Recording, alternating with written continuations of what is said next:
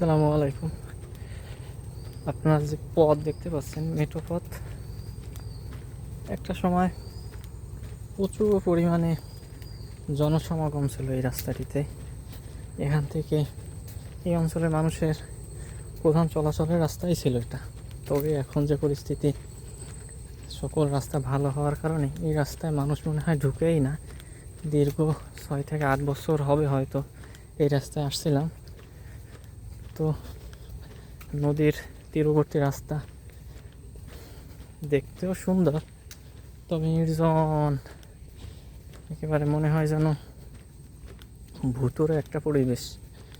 একা একা দুপুরবেলা হাঁটতে অনেক সময় মনে হয় যেন গা শিউরে ওঠার মতো। আশেপাশে জঙ্গল, এছাড়া পাশেই নদী।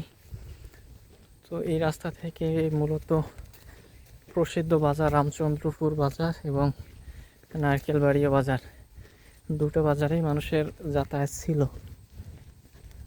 তো ভিতর থেকে রাস্তা কার্পেটিং হওয়ার কারণে এই রাস্তায় মানুষ মনে হয় খুব রেয়ার, খুব কমই ঢোকে, কোনো ঝামেলা ছাড়া। তো আজকে চিন্তা করলাম এই রাস্তা থেকে আবার পার্শ্ববর্তী এলাকায় যেতে সময় কম লাগে, যাওয়া হয় না। তো ভালো রাস্তা রেখে আজকে ভিতরের পথে আসলাম। পরিবেশ কেমন এবং মেঠো পথ, নদীর পাশে রাস্তা, দীর্ঘদিন হাঁটা হয় না এই কারণে।